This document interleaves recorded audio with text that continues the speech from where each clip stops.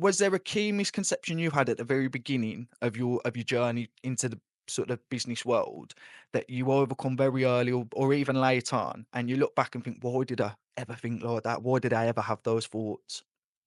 Yeah, I would say that I underestimated how much time and how much effort it took to become a success. Like, I literally thought there were some people that just understood secrets and understood some secret strategy or method that I didn't, and that's why I wasn't successful. And so I started meeting important people, and I was like realizing these people are completely normal. Like, there's nothing, there's no top secret whatever about them or whatever, and which made me at the time be like, that's interesting.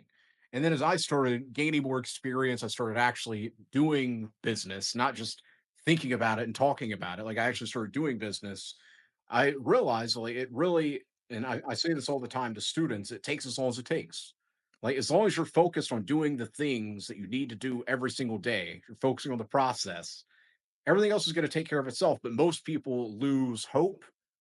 That's where coming believing in God comes in. Most people lose hope. Most people start thinking that they're a loser. Most people think maybe I'm just not worthy, maybe I'm not ready. And the reality is like, even on my end, I've become quite successful. There's still things in my own life that I'm like, it's like a challenge, and I'm overcoming that challenge.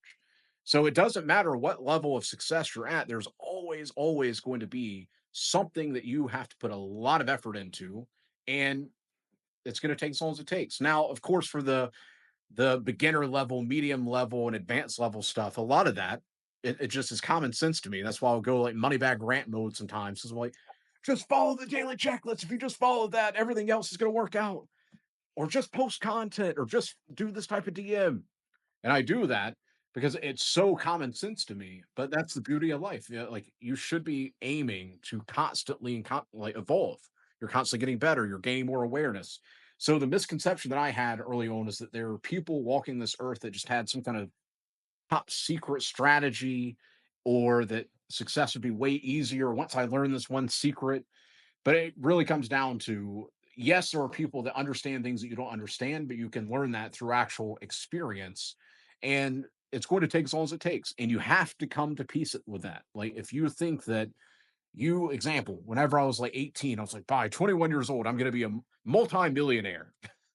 Yeah, I think we I all remember that. said that at some point. Yeah. And it takes as long as it takes. I became very successful and rich. Took a little bit longer than I thought it would, but it happened. And so, would you rather actually achieve it, or would you rather live up to some expectation, some fantasy? Which, that's my last point to your question, is most people get stuck in this fantasy land, is what I call it, of being rich, and I'm going to get a Lambo, and I'm going to do this, and I'm going to do that. Why don't you just focus on getting your first client, your second client, building up a solid cash flow base, start building up a team, doing the actual things that actually matter, do a little bit of traveling. Do you actually even want a Lambo, or does it just look cool on Instagram? And maybe you just want to post it to impress other people that you don't actually want to impress. Like, all these different things, there's so many psyops going on around the world, and so many people they buy into the fantasy of being successful instead of actually being successful. On my end, I super enjoy that I don't have to worry about money. I don't even have to think about the price of something. If my mom needs something, boom, it's taken care of. If my girl needs something, boom, it's taken care of. Or I can send a bonus to somebody on my team that's been working their butt off. Or I can buy an iPad because I got annoyed with the notes app on my phone. I was, oh, cool, I'm going to buy an iPad.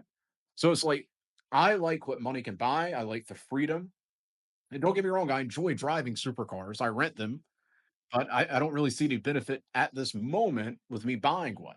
And so you have to get out of this fantasy land that other people have put in your mind of what success is. You need to define what success is for you. And then you need to start focusing on the process from where you're at now. You can't think about, okay, well, I'm going to create an SOP, and I'm going to have an accountant. I'm going to, like, bro, you don't even have a client yet. Yeah. Why don't you focus on getting that first, and then look at success as just steps?